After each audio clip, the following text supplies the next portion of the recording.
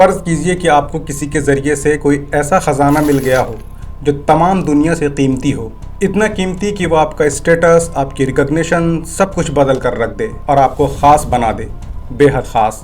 مگر پھر وہ خزانہ اچانک آپ کو ملنا بند ہو جائے اور آپ کو اس کے بارے میں کوئی انفارمیشن، کوئی کلو نہ مل سکے کہ آخر ایسا ہوا کیوں، نہ ہی اس شخص سے کوئی کانٹیکٹ ہو سکے جس کے ذریعے سے آپ تک یہ خزانہ پہنچ رہا ہو۔ پھر آپ میں اور ہم میں سے ہر کوئی اس شخص کے لیے اور اس خزانے کے لیے پریشان ہوں گے، ہے نا؟ ایسا ہی کچھ ہوا نبی کریم صلی اللہ علیہ وسلم کے ساتھ، اور وہ خزانہ تھا قرآن کا، اللہ کے کلام کا۔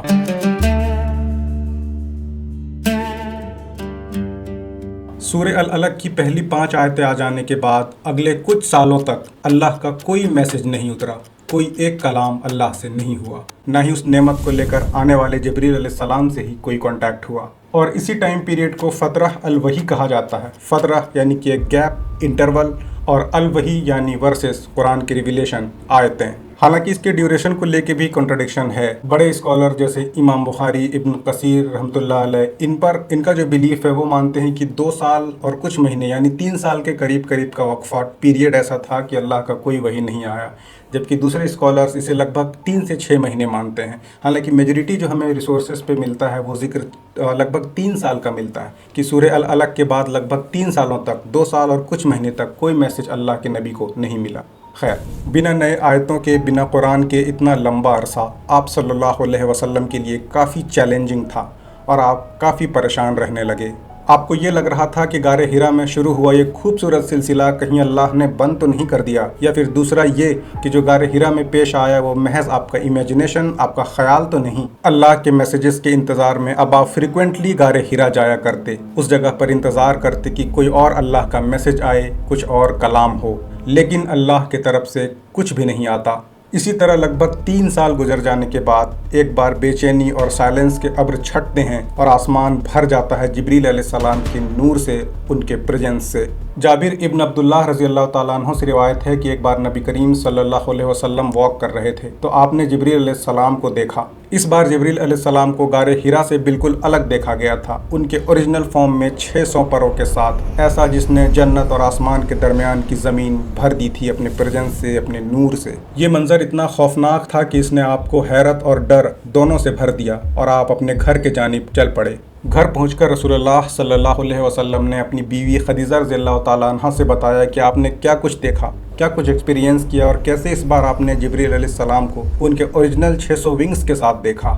آپ کی یہ پریشانی، آپ کی اینزائٹی کچھ کم ہو سکے تو آپ نے اپنی بیوی خدیجہ رضی اللہ تعالیٰ عنہ سے کہا، دترونی دترونی۔ جب ہم سورہ العلق دیکھ رہے تھے تو وہاں ہمیں زملونی کا لفظ ملتا ہے، لیکن سورہ المدثر میں ہمیں دترونی ملتا ہے۔ حالانکہ اوورآل دیکھیے گا تو رفلی دونوں کا میننگ سیم ہے، لیکن گرامیٹیکلی روٹ ورڈ میں تھوڑا سا فرق ہے، اسی لیے میننگ میں بھی فرق آ جاتا ہے۔ دترونی کے میننگ میں آؤٹر چیز سے ڈھکنا ہوتا ہے، جیسے کسی کمبل یا کسی رضائی سے ڈھکنا، وہیں زملونی میں کسی کلوتھ سے یا کپڑے سے ڈھکنا ہوتا ہے۔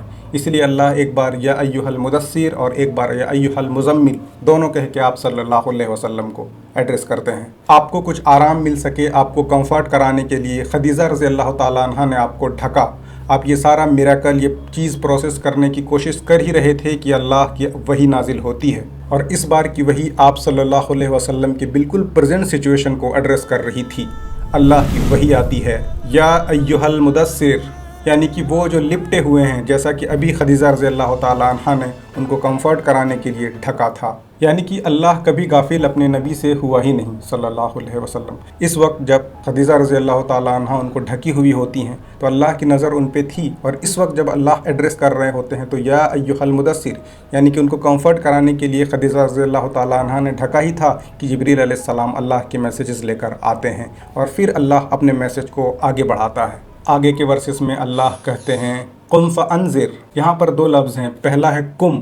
کم ڈینوٹ کرتا ہے ان کو ایک اللہ کی طرف سے کمانڈ ملا تھا کہ ناؤ یو اسٹینڈ اپ، اب آپ اٹھیے۔ اور پھر دوسرا لفظ ہے فانذر، وارن کریے، لوگوں کو سمجھائیے۔ کیا وارن کرنا ہے، کسے سمجھانا ہے، اس کے بارے میں 4تھی آیت ہمیں بتاتی ہے۔ وَأَرْرُزَا فَحْذُرْ، دیٹ مینس ریجیکٹ کریے فالس ورشپ کو، فالس گاڈ کو، یعنی آپ اٹھیے اور ان لوگوں کو وارن کریے جو جھوٹے خداؤں کی، بتوں کی پرستش کیا کرتے ہیں، عبادت کیا کرتے ہیں، اور اللہ کا شریک کسی اور چیز کو بناتے ہیں۔ سورہ المدثر سے اگر آپ العلق کو کنیکٹ کریں گے تو کئی ساری میریکولس چیزیں دیکھیں گے۔